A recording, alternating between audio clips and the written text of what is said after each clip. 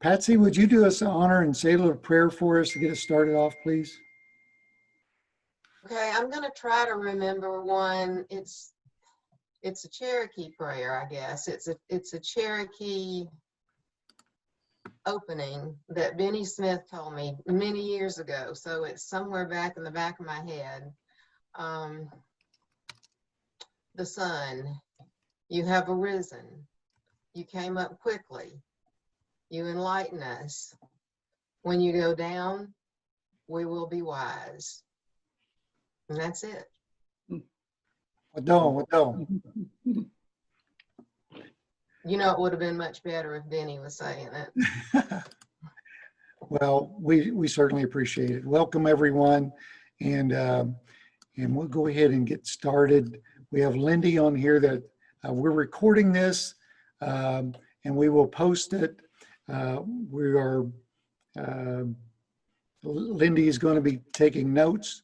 So I think that you all should have, the committee members should have received the meeting minutes from last time. I sent them out on October the 13th. And so I guess to answer some of the questions, we're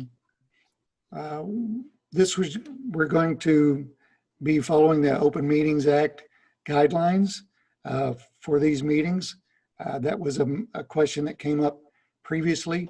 And so we're going to follow those as best we can. And so with that, has everyone had a chance to review the minutes from the last meeting? I realize that was a long time ago. And would anyone like to move to approve the minutes? I'll move. Second. Okay, have a move in a second. And so all those in favor of the voting members? Aye. Aye. Aye. Any opposition? Okay. All right. So the minutes pass. The chief spoke a little bit earlier. And so Chief, now that we're officially underway, would you like to address the group one more time? Sure. Once again, good to be with you. I would be connecting by video. I got called away to a matter this afternoon, so I'm actually pulled over here in Prior Cherokee Nation Reservation is what we call it. So that's where I am, Prior Creek. But I appreciate the efforts that this group has been and will put forth. I appreciate CCO. Before we got started, there was some mention of the success of the CCO conference. I certainly agree it was a success. I think the Cherokee National Holiday was a success. I think we learned some things from both of those events that we perhaps can incorporate in future events because we'll be able to connect in a way that we hadn't before. So I appreciate that. We are still in the midst of the worst public health crisis in living memory, and that's true no matter where in the world you talk about it. Certainly true here in Cherokee Nation. I think we're faring well in part because we started out in a strong position, building up over not just years, but really decades of investing in healthcare. That's important. When we set a standard to try to care for everyone that we can within the reservation and try to meet that every day, then when a pandemic like this comes up and along the way you've hired, not just me, but successive chiefs have hired, the best and brightest that we can find to deliver healthcare, then it makes a difference. And so we try to do that every day. And I think it paid off in many ways in terms of the pandemic. And we continue to be vigilant, going after PPEs early on when there was quite a scramble for it, making sure we had ventilator capacity. We benefited from numbers in our part of the country that weren't as bad as other parts of the country. The biggest concern I have is that the numbers are worse than they need to be in our part of the country. And I think you could say that of a lot of parts of the United States. As I mentioned before, if you go to Tahlequah, you're in a capital city of the Cherokee Nation in which the city has imposed a mask mandate, which I favor. And I imposed a mask mandate early on through executive order. Both of those have limited reach for practical purposes. I've asked publicly that the governor of the state of Oklahoma issue a statewide mask mandate. I think for some Americans that's a controversial idea. I don't find it to be the least bit controversial based on what I know about public health. The first thing I know about public health is I'm not a doctor and I'm not a scientist, and that I know comparatively little about those topics than, say, our health advisors. People like Dr. David Gann, who's one of the most respected people in all of public health, who helps run our public health. People like Dr. Jones, who runs our healthcare system, and a lot of other folks who are involved every day. I respect their judgment and their guidance, and I use it. And so that's what I've tried to do from the beginning. And we smarter leaders than me are great, but I hope on my best day I'm at least smart enough to know that I'm not very smart about some things. And healthcare, science, medical science are not my strong points, but I'm very fortunate that we have people that are in place. So I think we benefited from that, but I think we also have communities across the Cherokee Nation where those sorts of measures are not being taken, and then across the state, and then you extrapolate that across the region, I think it has an impact on us. But I think we are faring relatively well. I'm very concerned, though, about the spread, and we're trying to do things every day to message on public health to try to encourage people to be safe. That includes in our workplace, that includes in our communities, that includes in Sequoia schools, the school that we operate, and we try to set a good example. So on COVID, we're still responding, and we're also still recovering. One thing that we're not feeling right now as a government that we will feel more later in the year, and I suspect next fiscal year, is the fiscal impact, the economic impact of COVID. So if you imagine, and I try to talk to other leaders in different parts of the country in these terms, imagine if your state completely shut down all of its revenue source, not just that it had a dip, but that you really shut down substantially all of it. Well, that's what we had to do when we suspended our casino and hotel operations. Now, that's not all of our business revenue, but it's a great deal of it. And we hemorrhaged a great deal of money keeping people in a paycheck and keeping our operations shuttered, but still viable and ready to open back up when we could. We kept funding the programs we need to fund within the Cherokee Nation that are important, particularly for people who are vulnerable. And when people are vulnerable, it gets worse during a pandemic. So we did all that, and we also advocated for federal dollars and eventually got them. Of course, Indian Country had to fight for those, not just Cherokee Nation. We got them. I think we put them to good use. We've tried to deploy some of them out into the at-large community, to community organizations. We've also done what I think is probably the largest direct expenditure to individual Cherokee citizens in the at-large community in Cherokee history. And it's purely because we had the funds to do it.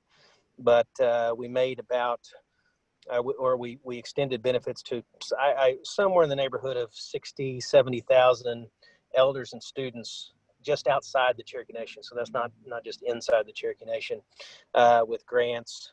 Even though the CARES Act funding itself was based on a formula we didn't choose, but it was a formula that only counted Cherokees inside the Cherokee Nation reservation.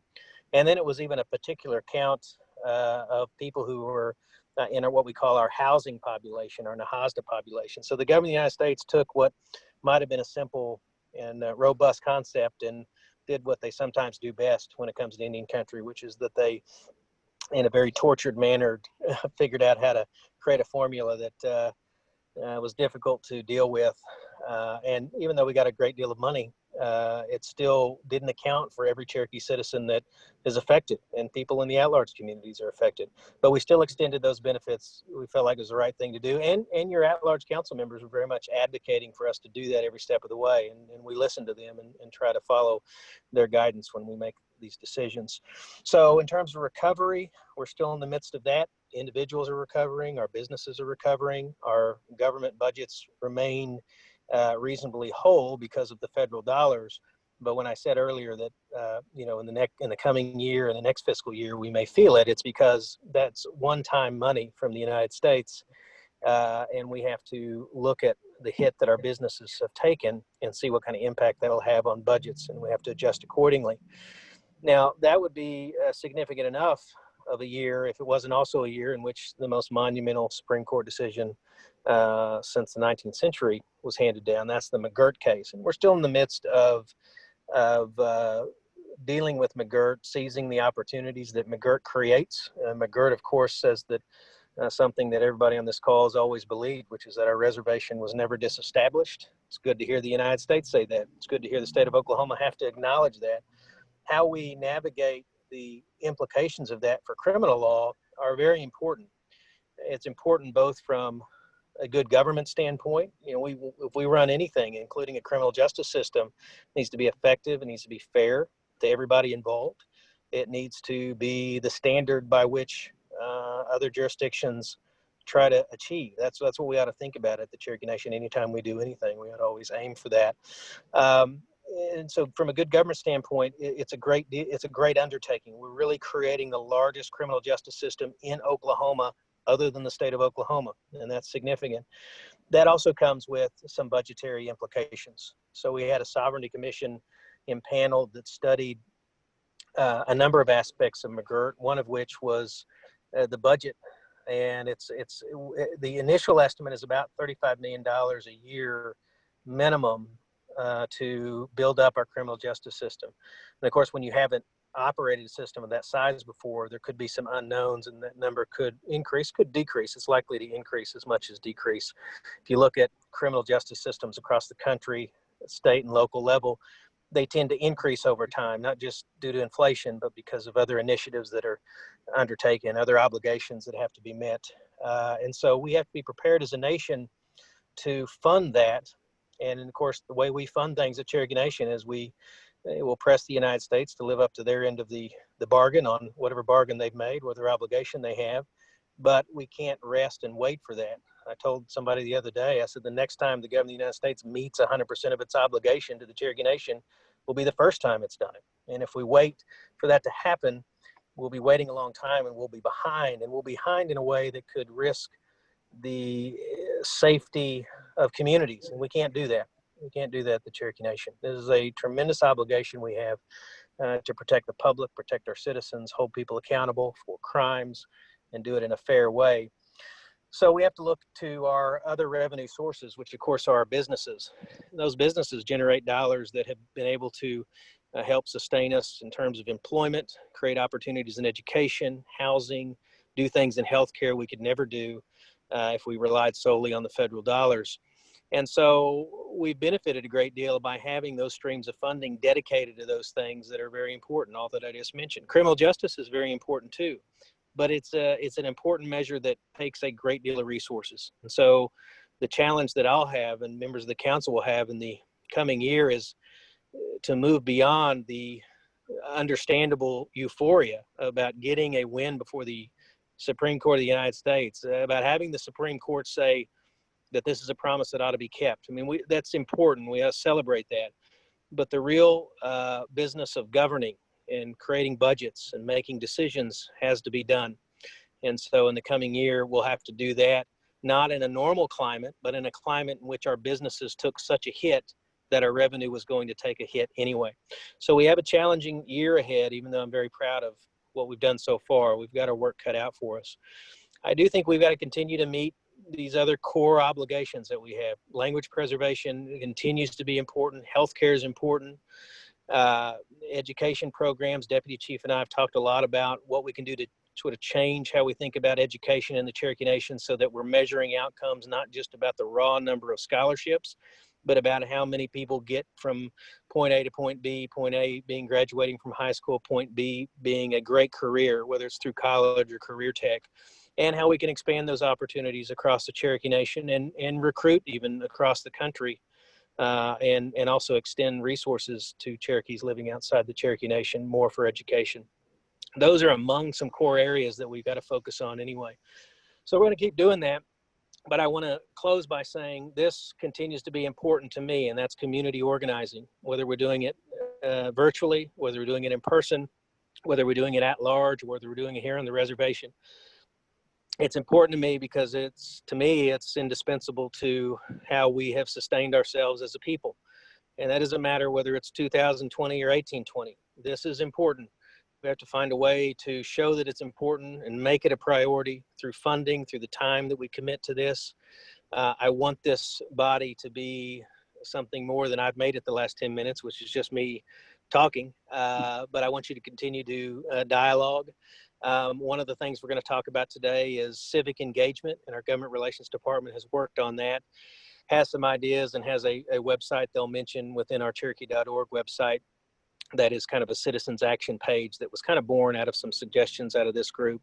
I know we have other topics, and Kevin, I don't mean to burden the discussion. I don't get a chance to visit with the at-large community as much as I did when we were traveling. So it's good to see you again. Good to talk to you again, and I'll stay on the line as long as I can here for this meeting. But Kevin, I thank you very much, and thanks for everyone's participation.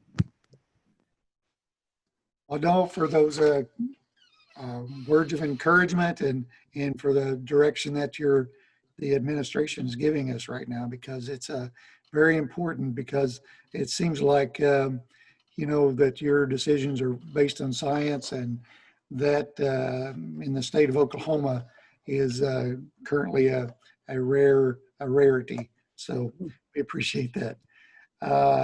With that, Deputy Principal Chief Brian Warner is here.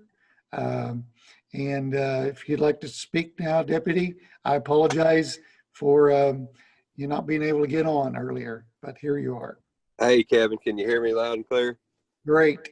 Hey, you bet. Hey, no problem at all. Just happy to be here and really excited about hearing what's on the mind in the group. But it was really always encouraging to be able to first work with Chief, but also listen to him express our feelings and our compassion to others. And, and one of the things that really gets me in mind of where we're at right now is that, we're dealing with the pandemic. We're dealing with decisions that have been laid at our feet and different things, but we're not just going to lay down and sit idle. We're out there trying to, the people in my neck of the woods, they say you always have to make hay when the sun's shining. And I can guarantee you that's what we're doing, but we never take our eye off the ball when it comes to the safety and the welfare of our Cherokee citizens, especially our most vulnerable, that are our elders and that are our children that have to have caretakers. And as many of you know, many of those caretakers are the elders and so forth. So I applaud Chief for standing firm behind science and different things, but I'm also I'm just very anxious to hear what's been going on in our communities and seeing how this committee can grow and how we can continue to do good work. But just rest assured that your leadership in the admin, on council, and other areas that are leading these departments, we're still turning and burning. We're still we're catching every moment of that light that we can out there to try to improve things, to keep things going, and also to make sure that there's opportunities for folks. So thanks be to God for all those that are on the call, and I just have many blessings, and we're prayerful for your safety and the health of all your loved ones. So thank you, Kevin. Well, no, Deputy. So we're going to move on to number 5, if you're following along on the agenda, and that is answering questions from the previous meeting.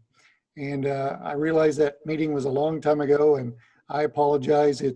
With the both with the virus and the Sustainability Act and the COVID relief funds, it created a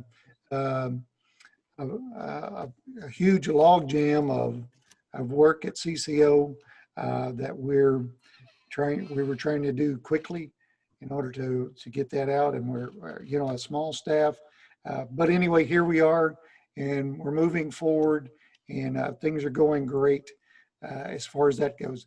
So one of the questions was, are we going to follow open meetings? And so the answer is yes on that. We will be posting on the CNCCO Facebook page a 2-week notice of along with the meeting minutes for the next meeting. a minimum 2-week notice. And notes were taken the first time. They were made available to you, and notes are going to be taken. They're being taken now and in the future by Lindy Thompson. Also, the videos will be made public on the CNCCO YouTube page. And so we will make a playlist, if you're familiar with YouTube, that are just for the at-large meetings. Let's see, are there any discussions about that, those questions?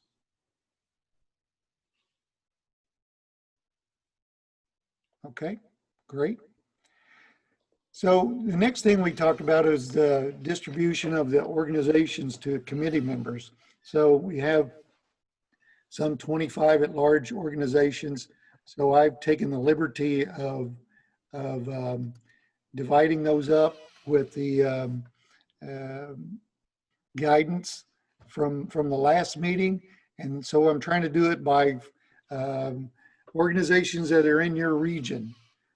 So I realize Patsy has a small region, but I will, let's see, stand by here and I'm going to copy and paste this on the chat.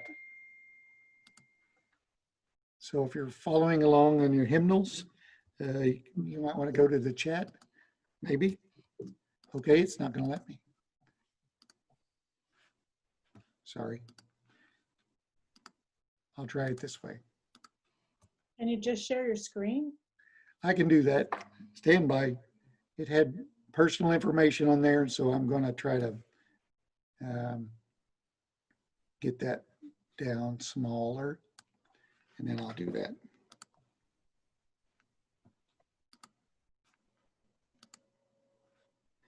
Okay. So here, can everyone see that? Okay. All right, great. So I'm not gonna read those. I'm just gonna let you look at them and see if you have any questions, any concerns, or if we need to swap folks out with that.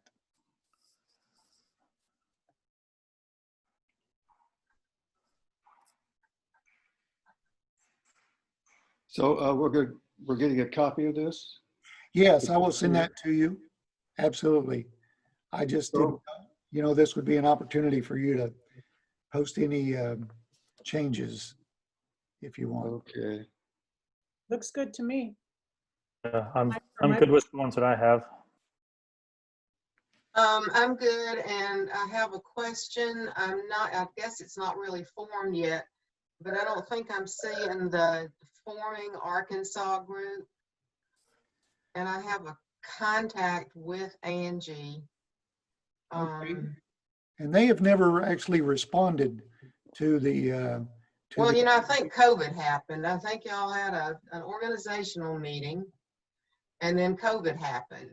Okay. But nevertheless, I've been copying her on emails. And so if I have permission to continue to do so, I will, just so that she knows what's going on until that can actually form. That'll be fine. Okay. And these are the official, you know, Cherokee Nation organizations that actively participate with the Cherokee Nation. There are other. Will you send this to us so that we, you know, don't have to copy the email addresses? Absolutely. Great. I was just trying to cover up people's personal information. Right. Okay. Is the Cherokee Gadugi, is that the new group in the Dallas-Fort Worth area? That's correct. Okay. I wasn't sure their name. I knew they had a new group up there. Yeah. Okay. Well, I'm going to stop sharing now and we'll go back and okay. So the next thing we have to talk about is the funding for fiscal year 2020. You know, the administration and the tribal council have appropriated $1,000 per at-large community organization. And the original, so last year, each organization got equipment, received equipment media equipment, a laptop, a projector, so that they could conduct their meetings and stay in contact with each other. And then this year, the idea was to help each organization raise awareness of their organization, as well as membership. So we were hoping that the Cherokee Nation could use our access to the mailing list to help send out, small blanketed invitations to local event, so that you could raise memberships in your area. But as such, COVID hit us, that wasn't going to happen.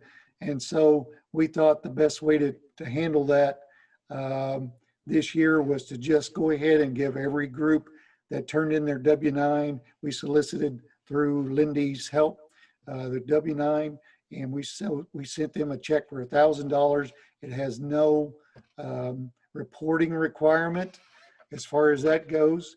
And I know the intent is to try to, and one of the questions from one of Patsy's inquiries was, is that going to be a perpetual thing, that $1,000?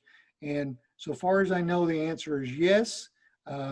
We're funded again for fiscal year 21 for that $1,000. And so I can answer that question a year at a time. How's that? Are there any questions about that $1,000? So we hopefully that the groups will use it to their benefit, and that is try to grow your membership. So Kevin, are we going to get a list of potential members within our regions that we can reach out to? No, that's proprietary. I don't know proprietary, but that information is not. And I just to interject here, Kevin's right, and that's being the biggest challenge is sharing that information. So that information legally is locked down within the Cherokee Nation. What my hope is you all design the card, tell us what it needs to say. It doesn't have to, if you want help, we can help you. It needs to be something that the organization creates. Okay. And then we just pay to mail it out we kind of do a radius of where your area is. We can tell you how many we mailed out. I wish we could do more, but we're constrained by law in that regard. So Yeah, I understand. Okay.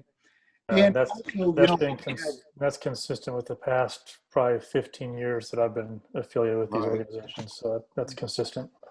So when we have an at-large event in your area, that's the reason we have that two-part form that we leave the organization part of that form, so that they can hopefully use that registration, that sign-in sheet, to build your memberships and to make contact with you. Because when someone signs that at that location, they use that with the understanding that you may reach out to them. Okay.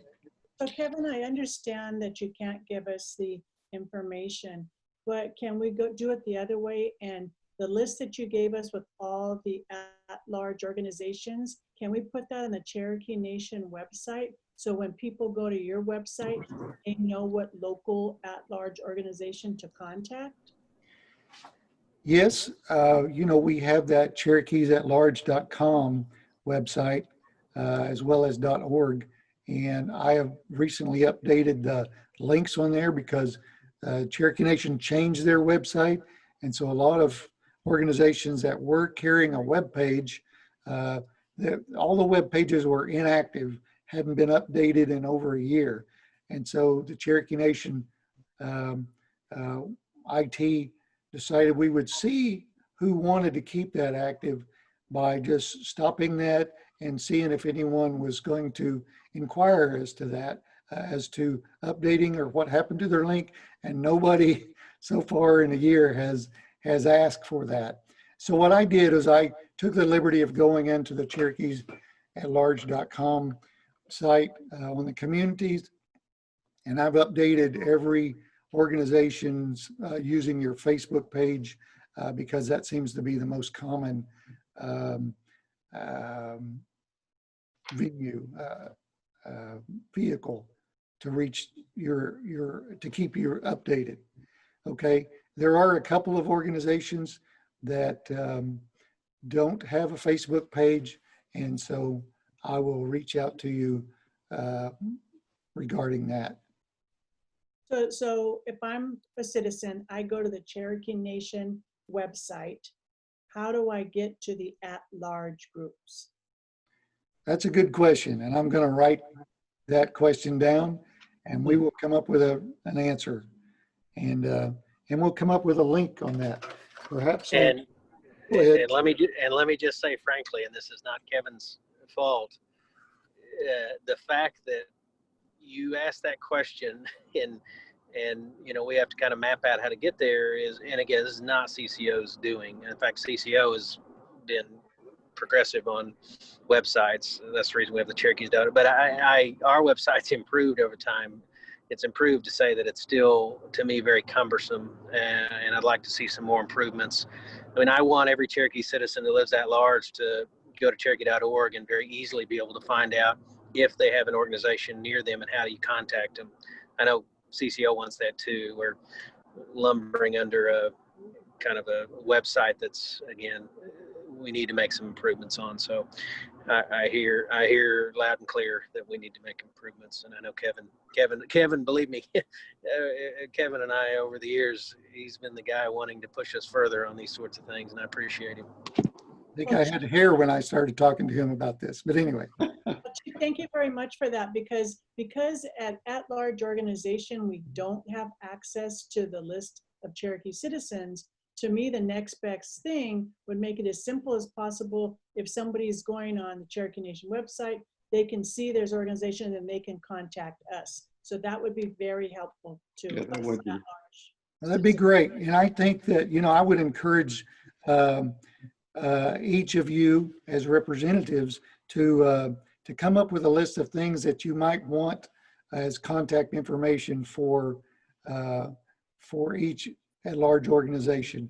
So if you think, and the organizations that you're charged with representing, if they want to add their contact information on this Cherokee's at-large website, then I would be more than happy to add that. Or, I mean, it would be best if it's not, you know, we love the fact that Robert Wood is going to live forever, but we probably don't want robertwood@gmail.com being your organization's contact list. So we would love for your organization to have an organizational contact so that it would be perpetual and you would be one point of contact. You wouldn't be confusing to go, well, he got mad and quit, or, you know, or we don't have access to the email now. And so, you know, that's organizational email. So I think the right thing to do is to have an overall organizational email. Yeah, that'd be good. Yeah. And isn't that part of what the CCO will help the organizations with as well? You know, getting like their own Gmail account or organizational email. Yes. Yep. Absolutely. As well as your 501c3. Right. So, yeah, but if you guys will come up with a list of information that you think is pertinent to each organization, then I will be glad to add that to the list, to the website. Okay. Well, we have a newsletter that goes out every 3 months or so. Would that be appropriate to send you for the website? That would be great. Yes. I mean, you know, we're not making money off this website, so we want to give the most benefits to the folks. And I think the at-large folks use the healthcare system links and the education updates on there the most. And the education update, before you get too excited, Baker, Councilwoman Shaw, that has not been updated in a while, and we're looking forward to doing that. Kevin, if we create a card, as the chief was saying, that could be mailed out from for our region, Did Yeah. he send that to you or?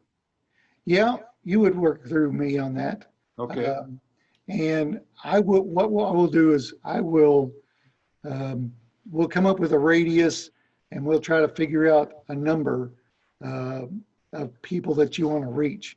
Because Okay. it'd be great if you reached out 200, but that's going to be, a lot of times we spend uh, $5,000 or $6,000 sending postcards out for these large events, especially in California, because it covers a large geographic area.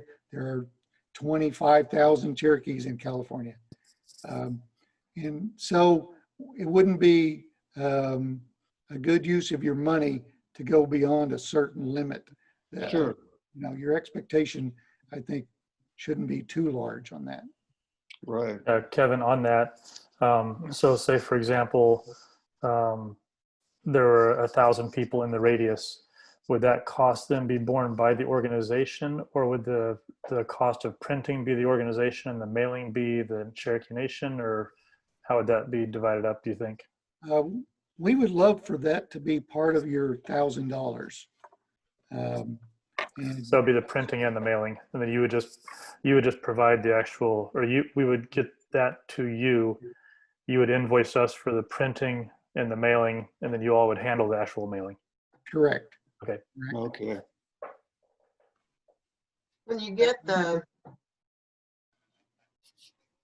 Go ahead. quirks ironed out of the internet access, so that you've got, first of all, it's easy to find it, and then you have good contact addresses that are for organizations and so forth. When that's ready, could you do like a chief chat, sir, that goes out, that tells people how to navigate it, and also just lists who the contacts are and invites them to contact their correct organization? That might be a way to cut down on mailing costs. Yeah, it cut out there because I had to travel a little bit, but we do have an email list, and yeah, Chief Chat does go out on that, and I think we can geo-target those emails, and so Right. we can do that. Yeah, we'll work on that as well. So Kevin, we'll put that on our list. Thank you. Geo target, that sounds so black ops. Very. Okay. All right, so the Respond Recover Relief Recover Grant, that act, those are federal dollars. So that was part of the money that they call it the COVID Relief Fund from the federal government. But that money, that act that the chief proposed, enacted, was to allow $2,000 for each organization, up to $2,000 for each organization at large, to use to help folks in their area. And I know of 19 organizations that have actually done that. And I think 18 of them have received money. And the majority of them are using that money to provide food, cards and PPE to elders in their area. There was no stipulation. We would love for you to use Cherokee citizens in your area, but there's no stipulation or expectation that you would do that because sometimes it's difficult to reach out, and a lot of folks don't want to come out of their home. But so a lot of that's been done. One of the things that does have to occur as far as the reporting of that is that your application, because it's federal grant dollars or federal funds, if your organization signed on to that and received those funds, it is required that you send in the receipts and stick to as close as you can to the application that you filled out and how you were going to use those funds, because Trust me, the treasurer went over every single application, both in reservation and at large. And she scrutinized those to make sure, because the federal government has told us that they will audit the Cherokee Nation. So we sent out a single page form for folks that were going to be receiving food cards from your organization. They had to fill that out, that said that they were had a food insecurity, and those would be sent in. So you would need each individual that you give money to or a card to fill out one of those. So those are due no later than December the 15th. And Lindy Thompson is also working with the at-large organizations to do that as well. And so when you reach out, you might make sure that those folks know that. It's imperative. You will be getting calls from the Cherokee Nation because that money that was not appropriated appropriately would have to be returned to the federal government. So we want to make sure that the money that they gave us, that we use that to the fullest extent we can. Okay? So this is a separate fund over and above.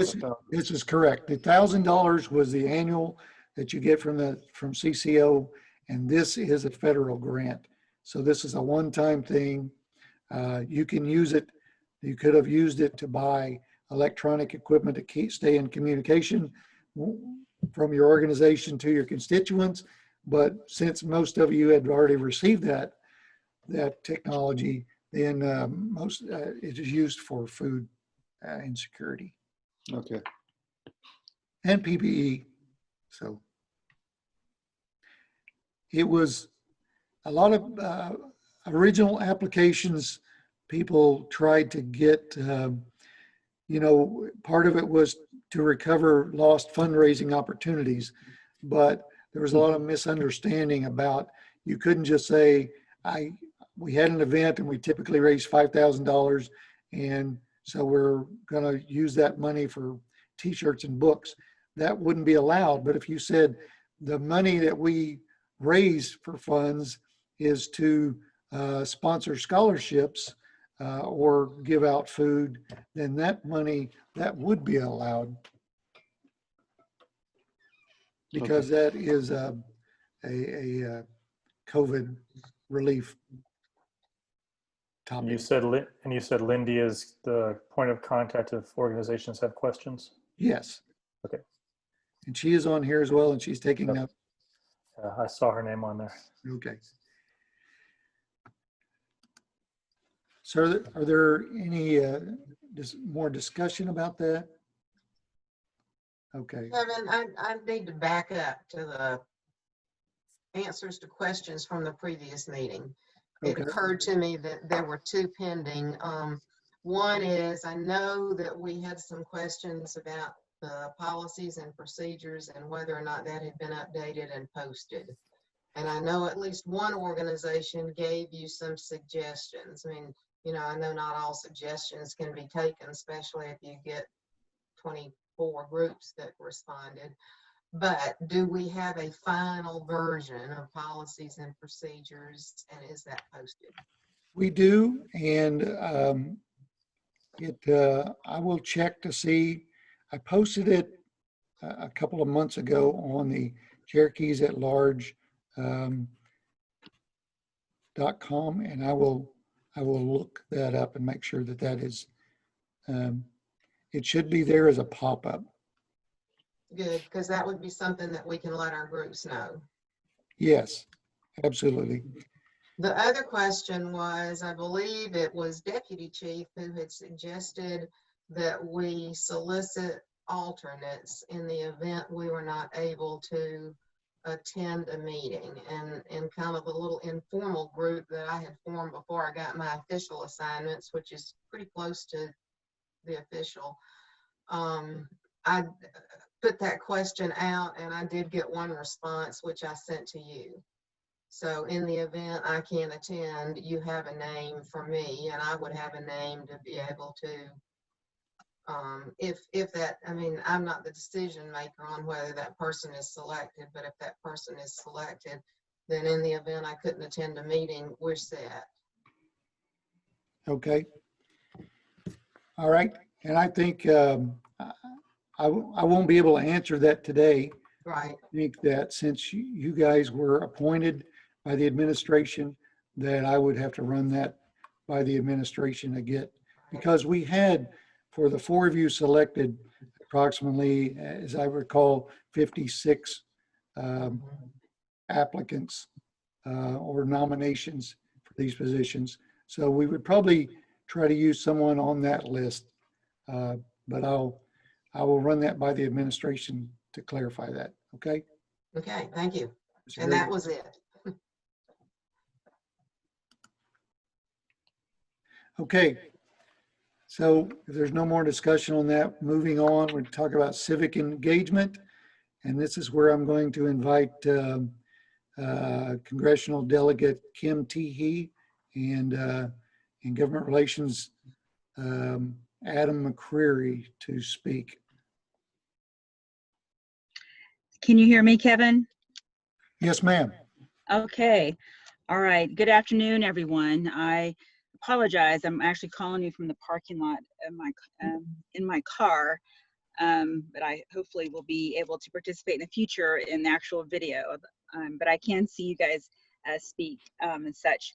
Government Relations is honored to have the opportunity to help our counselors, Chief Hoskin and CCO, to assist with greater engagement in our various communities. And so to that end, Chief Hoskin has, he referenced earlier a website that was established. It's basically a microsite that was established, and it's live now. It can be found at Cherokee.org under the About the Nation tab. We'll ask Kevin to circulate that to you all so that you have it available at your fingertips. And its purpose, and it's a growing microsite. So, but its purpose is to provide some template letters for immediate engagement. We have a link that you and your constituency, your members can click onto so that you can find your U.S. senators and your U.S. House of Representatives as well. And then we have a Cherokee-vote at Cherokee.org email address, so for any questions that you might have. And the letters that are on the web, on the microsite now are current. I mean, we've heard some discussion in this meeting about the CARES Act Relief Fund. As you know, the CARES Act Relief Fund came with lots of restrictions, not only in how we spend the funding, but also a deadline for spending down those funds, which is December 30th. So we are asking that Congress extend the deadline and provides for more flexibility in how we use those funds. So there's a template letter that addresses that. Another template letter is another one of our priorities, and that is to seat the delegate. Obviously, because of the pandemic, we've had to put that particular priority on the back burner to focus on getting Indian Country and Cherokee Nation Corona relief funds, which we were able to do and we were successful at. And now obviously we have an election, which by the way, I hope everybody voted today or will vote today. So the letter which shows support for Cherokee Nation as delegate to be seated in the U.S. House of Representatives. And for those of you who don't know, I'll just be quick about this. There is wide belief that seating the delegate requires House action only. And that's because the Senate when it ratified the 1835 treaty, which gave us the express, very clear right to have a delegate in the House of Representatives, the Senate ratified that treaty, and it was signed into law. So it's good law now. So the thinking is that the House has a couple of ways in which they can seat a delegate, and so that is a post-election priority that we were picking back up, and we've already begun having follow-up conversations with leadership and with some of our champions in the House to focus on that again. So we have a template letter there to be sent. Another letter is on Indian Child Welfare Act. Some of you may know that that Cherokee Nation is included as a plaintiff in litigation that calls into question the constitutionality of the Indian Child Welfare Act and its placements to Indian families. And so, what we do when we have litigation that could potentially go against our interest, we then pivot to the Congress and start laying down a foundation so that if that happens, for example, the federal courts somehow say that the Indian Child Welfare Act is unconstitutional, we will then pivot to the Congress and urge that they respond to that court decision with law that essentially would reverse any kind of ruling like that. And so, but in addition to that, November is a pretty big month for Indian Child Welfare Act. November 8th is the anniversary of the signing of the Indian Child Welfare Act. And so, so I know that we're kind of amplifying that message right now as a result. By the way, another litigation that we've been eyeing, and you all probably have been monitoring it as well, relates to the Affordable Care Act. The Affordable Care Act has been more recently in the national media, mostly because Justice Coney Barrett is going to be critical to the U.S. Supreme Court in how they determine whether or not the Affordable Care Act is constitutional, whether all of it is constitutional or part of it is constitutional or unconstitutional, whatever ultimately the decision is. What we know for sure how it affects us is that included in the Affordable Care Act is the permanent authorization of the Indian Health Care Improvement Act. That is the flagship law that authorizes tribal healthcare systems. So we have already begun our education and dialogue with members of Congress and leaders in the committees of jurisdiction, so that if it becomes unclear, should there be a negative decision, we will pivot to Congress to respond to whatever court cases to ensure that there is a separate standalone bill that would authorize the Indian Health Care Improvement Act. So that's so we're monitoring that activity too.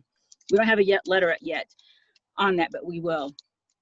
Another relates to the CARES Act funding again.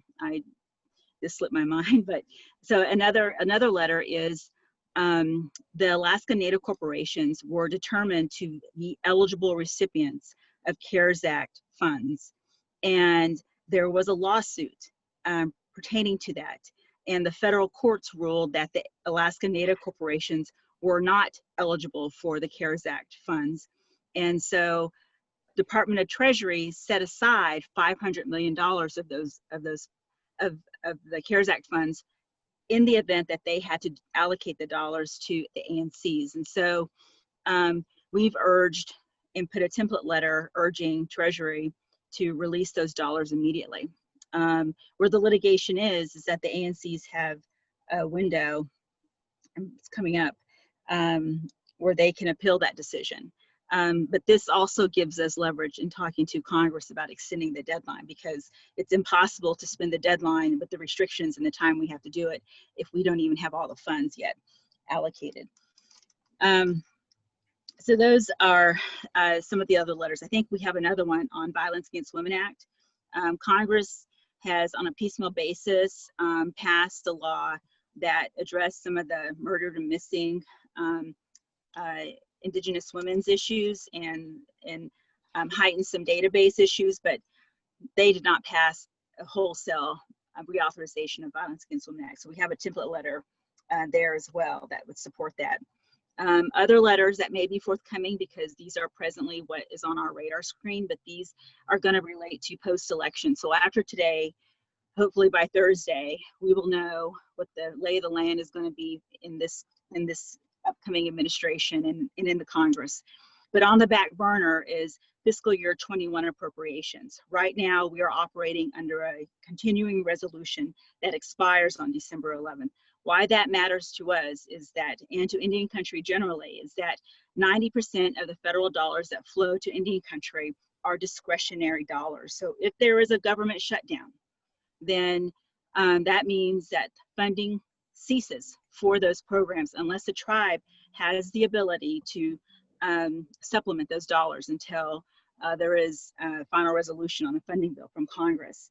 So we are very active in that process for appropriations, trying to make sure that in a lame duck Congress that we get an actual FY21 appropriations bill or another continuing resolution, and that there will not be a shutdown of services. Another thing that's left for lame duck session is whether or not there will be another stimulus relief package.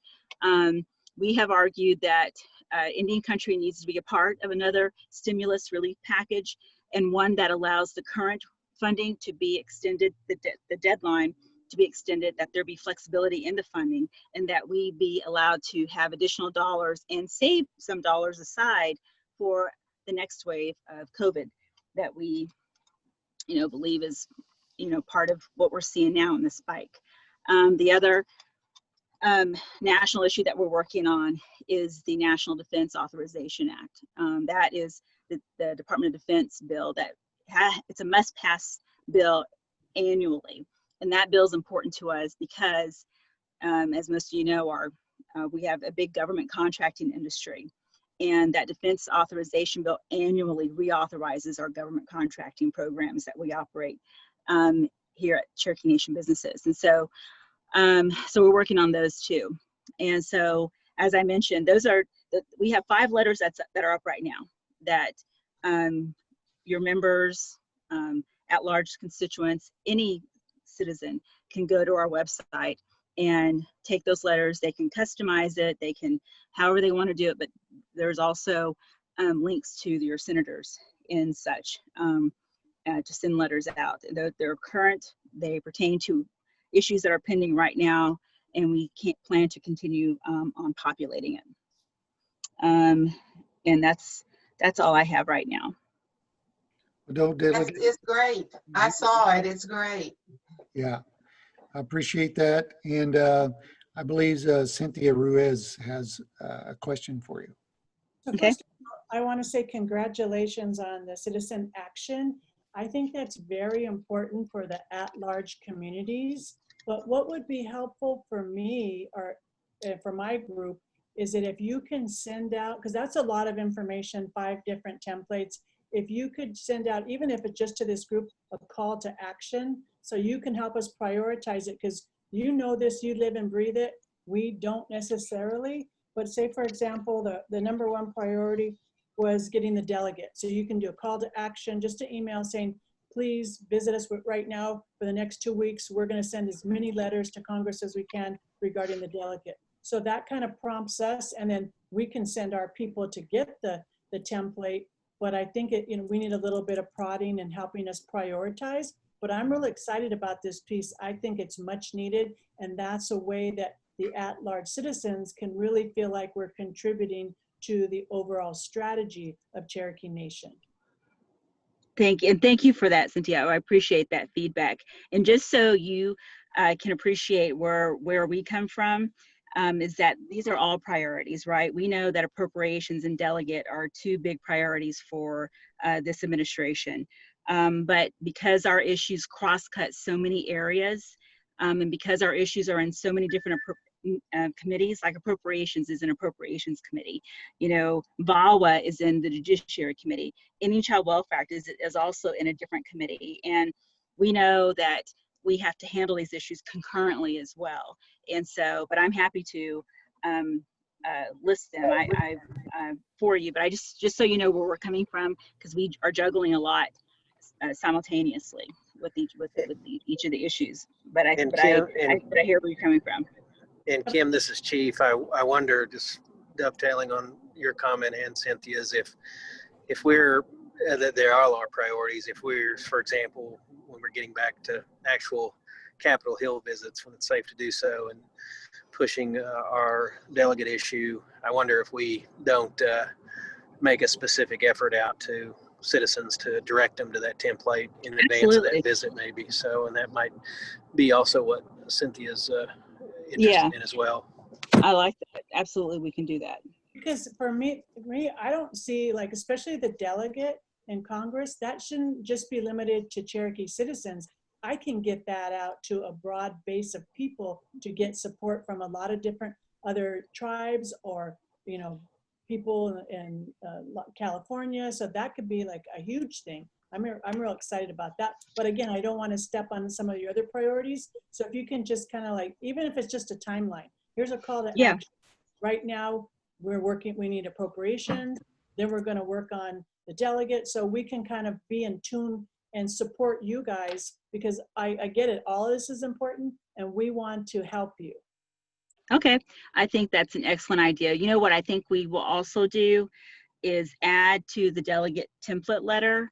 You know, we've got regional organizations. I think about 10 regional intertribal organizations have passed resolutions supporting delegates. So to your point, Cynthia, about this is not just a Cherokee Nation, Cherokee citizen issue. If you care about treaty rights and the United States honoring their responsibilities under those treaties, then you should care about this issue. And so because of that, we've had a lot of resolutions across the country. So I think attaching that too, so as you talk to individuals and who want to know why should they care, you know, it provides good language as well.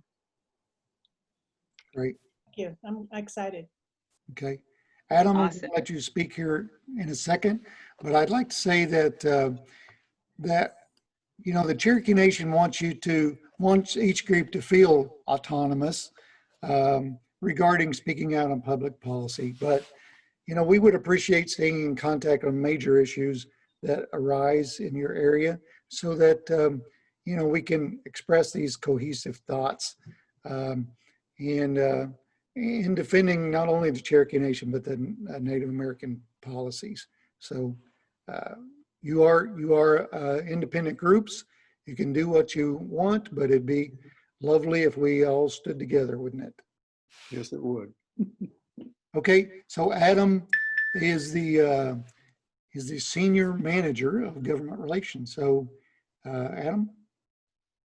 Well, I think Kim presented everything on this front. The only thing I will say is that on this, you know, as the Oklahoma State Legislature goes back into session early next year, I could see us adding template letters for those Cherokee at-large citizens in Oklahoma for state legislative issues as well. That's all I have to add. That's great. And Donnie Squirrel is going to speak in a little bit about what we're doing at large, but Kim and Adam will be a large part of that as well. Kevin, let me share something real quick. There might be an ally for Kim and Adam to know about in the aftermath of McGirt and all the fears of the Midnight Rider again and all of that. I just on my own wrote to representatives, senators in Georgia, and then the Senate Committee for Indian Affairs and the House caucus. And on one of the senators for Georgia, I got this template response that was like, this looks like it's a mass mailing, and if you want, if you want an answer, you need to follow this path. Well, it was the same path I'd followed before, and I'd written my own letter. So we updated it and I sent it again, and I got something back that said, thank you for your interest in the Supreme Court nomination.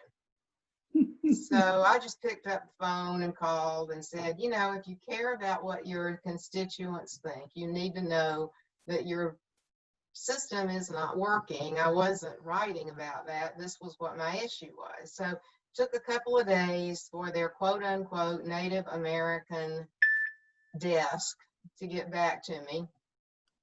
But what she did tell me, this is for Senator Loeffler, who is a governor's appointment, currently up for reelection, and it's anticipated that she will be in a runoff. So I don't know whether she will be with us or not. But if she is, what that staffer told me was that on her own and by her own education, she has an interest in Indian concerns. And it sounded like she's kind of ripe to be a friend. So I mentioned that to you. If she, if she makes it through the election, she might be a friend. Okay. Very good. So now I'm going to bring on Donnie Squirrel, who's going to talk about some virtual at-large events. Donnie, Bill, come away from the creek and talk to us. Let me dry off. Let me get dried off. Siona, God, it's good to see everybody. Wade, Rob, Cynthia. Patsy. Yeah, things are starting to come together. The legislative piece, that's awesome. Patsy, I know you've been a real strong advocate for that. So it's wonderful to see things starting to come together. Yes. Pulling together as Cherokees, that's how we move forward and succeed. So I think it looks like I have the last item in virtual at-large events. We are planning some. I'm going to put the schedule out probably tomorrow, but we are looking at doing some online events for the next 6 months. Due to the pandemic and travel, I don't know, Kevin, if we have, and Chief, I don't know if you're still on here, if we have received anything official yet about travel next year, but I'm moving 6 months out. I'm going to plan 6 months out, and whether we get to travel or not, we're still going to have some online programming for 6 months, which really we've needed to move in that direction anyway. So what we're going to do is try to stay in touch with the at-large, or we plan on staying in touch with our at-large citizens weekly, whether it is the first week.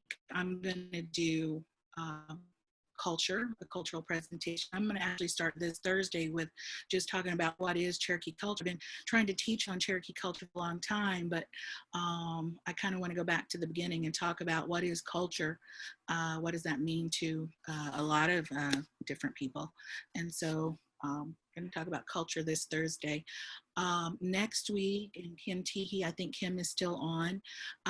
We're excited that government relations will do a week every month for the next 6 months. They're going to have the second week, second Thursday. So all of these are going to be on Thursdays. We're going to try that out and see how that goes. If that day doesn't work, maybe we can move things around. But and we're going to try, Lindy, is it 11 a.m.? Are we going to try with 11 a.m. Central? I think that's what we decided. Based Lindy, hear me? Yes, I can hear you. Yeah. But yes, I think we're going to try for 11 a.m. Central. Yeah, the first one. Okay. That meets Kim's schedule and her team's schedule, 11 a.m. on Thursdays. I believe her first one this month, though, is going to be at 2 p.m. That's going to be next week. Can y'all still hear me?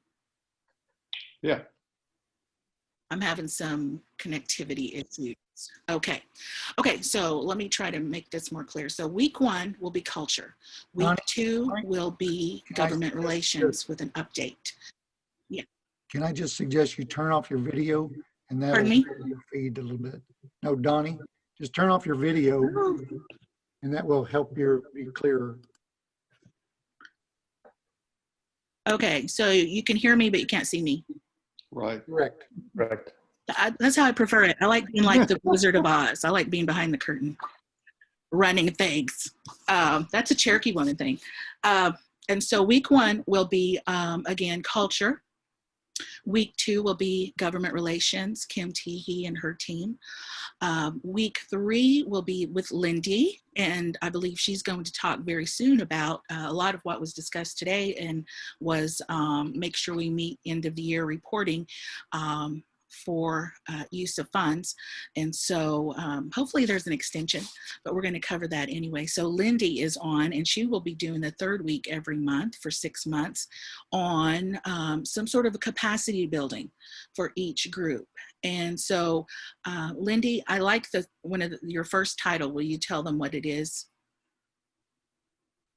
Yes, I think, did we decide on how to keep your, I think we decided on the topic being how to keep your organization going during COVID-19. Yeah. And also there's going to be one on Mooch. How do we transition from the CNCA, how we function there, to what we're trying to do now, what we are doing now. So there's going to be some good trainings the third week. And Lindy is going to be available for that, not only for the training, but maybe some after hours. We got that idea from you, Cynthia. I reference you a lot in what we do, and I'm like, well, this is what Cynthia did. And so, and then the fourth week, we're calling it miscellaneous for now.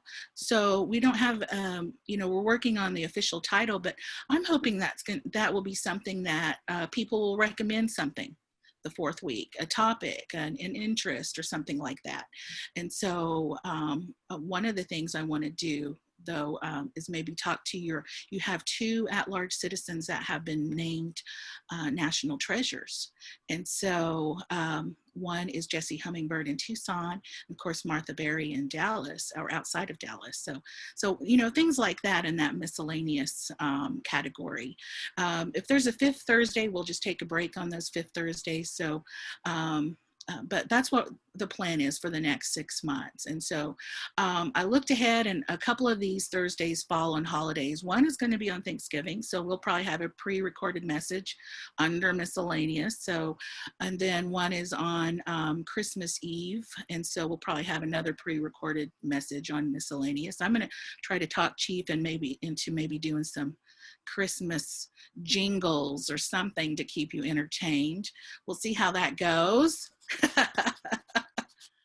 No promises, Donnie. I expect a text very soon saying, don't do that. So anyway, that's what it's looking like for the next 6 months. So we're real excited to get some things out to you. Of course, not everybody can be available at those times, so we'll have things available for people to look at later in archives. Good. And so anyway, we've got things going for the next 6 months. And if you have any questions, I'll answer questions. Lindy's here for the capacity building piece. Kim and her crew are here for the government relations piece. So, and if you have ideas for that 4th week discussion, just contact me, contact Kevin, contact Lindy. So I think this is great. So for the recordings, where are we going to be able to access those? They're going to be Zoom, and Kevin sets those up. So Kevin, do you have the details? Yeah, and we will post those on the CCO's YouTube channel.